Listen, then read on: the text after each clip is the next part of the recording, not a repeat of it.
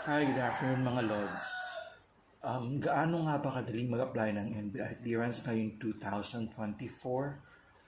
Una, gumawa lang ng profile sa kanilang website which is www.clearance.nbi.gov.ph. Then after ng click on apply for clearance and pumili ng schedule at bayaran ang inyong clearance online. So, unang mong gawin pala is gumawa ng profile. So, just make sure na ready na yung mga information na kailangan.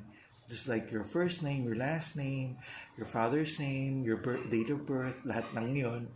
And then, at saka yung, what do you call this, valid ID, yung ID number.